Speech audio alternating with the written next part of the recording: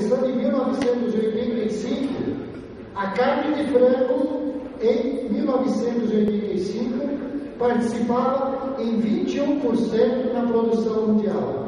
39% era suíno, 32% era bovino e 5,5% outros.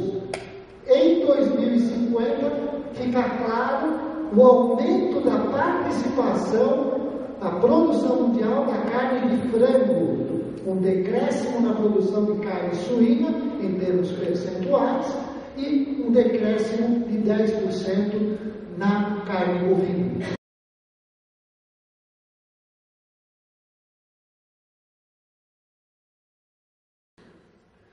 Um dos grandes problemas, que é uma das grandes discussões que vão crescendo cada vez mais, é o problema da produção animal e do aquecimento global, mencionado num dos slides do Juan. A produção animal é responsável por 18% das emissões de gases com efeito estufa. Portanto, esse é um dos grandes desafios que a sociedade vai colocar para nós nos próximos anos. A produção animal é responsável por 9% das emissões globais de CO2, 35% a 40% de metano, 62% de óxido nitroso. E se nós olharmos isso, à medida que aumenta a produção, aumenta as suas emissões. Se nós olharmos as espécies animais e o impacto de cada uma delas neste problema específico, a criação de frangos e a que menos impacta o ambiente por quilo de carne produzido. Então, se nós olharmos aqui, são vários impactos produzidos, se nós somarmos todos eles, nós vamos ver que bovino de corte tem uma grande responsabilidade junto com o bovino de leite, ou seja, os ruminantes, eles têm uma responsabilidade de 65% a 70%, 65% a 70%. O suíno, aqui há um erro na cor, esse daqui é o suíno e o frango é o lilás, roxo aqui. O frango é o que menos impacta. Se nós olharmos o número de bovinos, ovinos, suínos e frangos no mundo, a biomassa que eles consomem para produzir esta quantidade de carne, num trabalho feito em 2005, num trabalho que é clássico, publicado em 1997 pela FAO, nós vamos ver que os frangos são muito eficientes, porque ele consome uma biomassa e transforma em carne de uma forma mais eficiente do que o suíno, do que o ovino e do que o bovino.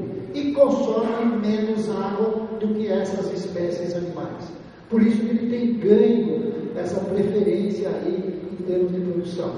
O que nós temos que fazer na suinocultura e na bovinocultura se nós quisermos ir contra essa tendência, que no fim eu vou mostrar para vocês um slide importante em relação a isso?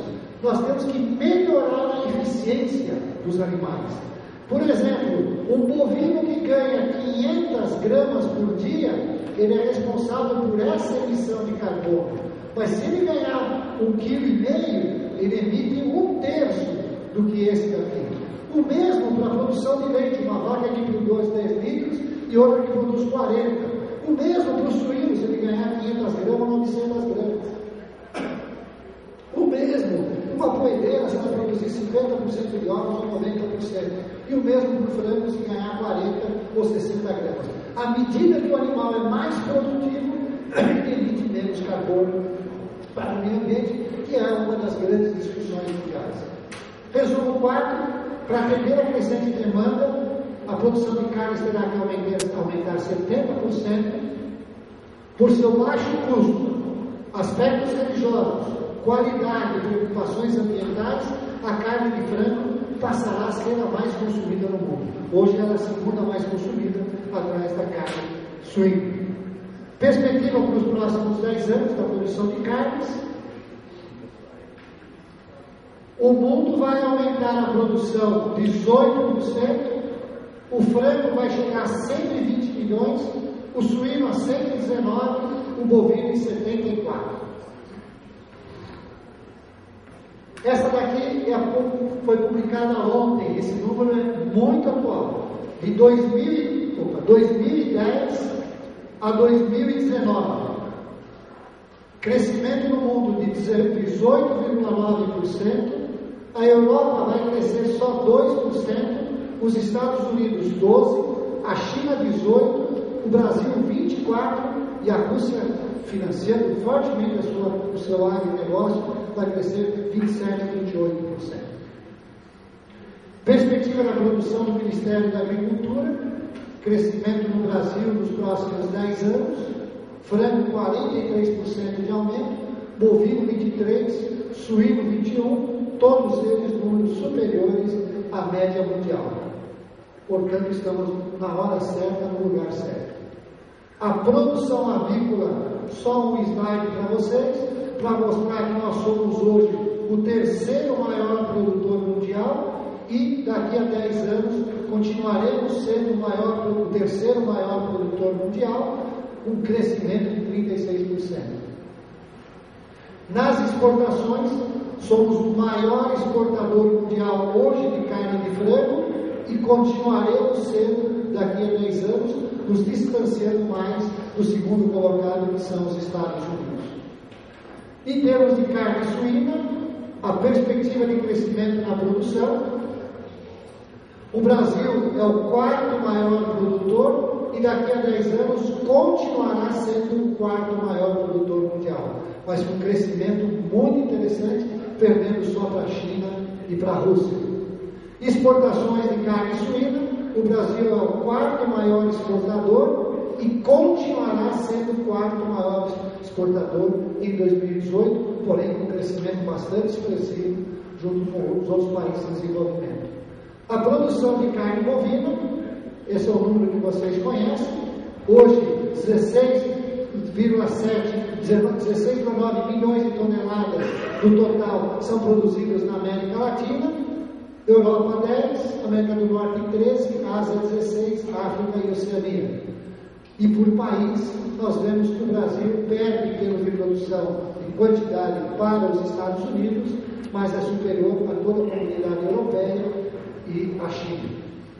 Principais produtores mundiais de carne bovina, aqui nesse número de 2009, atualizado pelo número publicado anteontem, então esse número já é oficial e é diferente do que talvez vocês tenham visto, porque esse é o número publicado ontem pela FAO, esses são números já oficiais. O Brasil está em segundo lugar. Perspectivas de aumento do crescimento da população, o Brasil cada vez encosta mais, nos próximos 10 anos vão encostar muito perto dos Estados Unidos, com crescimento percentual muito superior, e na próxima década deveremos ser os maiores produtores mundiais de carne bovina também. Danilo, obrigado pelo slide. Danilo está aí no seu slide também? Não? Valeu o slide. Estou usando ele aqui. As exportações, somos o maior exportador, continuaremos sendo e vamos nos distanciar mais dos demais exportadores mundiais na área de carne bovina nos próximos 10 anos. Nas importações, os grandes clientes que nós teremos que buscar para os próximos 10 anos, Estados Unidos, Rússia, Japão, México, Egito e Comunidade Europeia, a Rússia está investindo muito no seu agronegócio, está diminuindo as importações e deixará, tanto para a carne bovina como para a carne suína, de ser um mercado tão importante quanto ele é hoje, porque é um projeto do governo para diminuir a dependência externa. O Japão não aumenta as suas importações nos próximos 10 anos, mas o México aumenta bastante, o Egito e a comunidade europeia. Produção de leite, não sei se tem algum produtor de leite aqui, mas só para ser rápido, nós somos o 7º maior produtor mundial, atrás de todos esses países, e nas perspectivas nós não estamos dentro dos 5 maiores produtores dentro dos próximos 10 anos.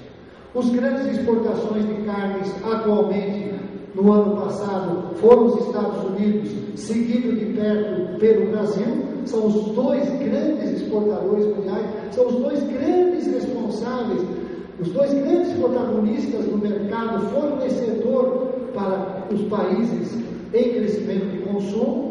E em 2018 o Brasil realmente já terá ultrapassado os Estados Unidos, deixando bem para trás os Estados Unidos, graças ao crescimento das exportações nas 3 áreas. Portanto, o Brasil cada vez mais confirma a sua vocação histórica de celeiro mundial para alimentar o mundo. Quem são os países que vão ter deficiência de carne? Esse slide é muito interessante, porque ele mostra os principais países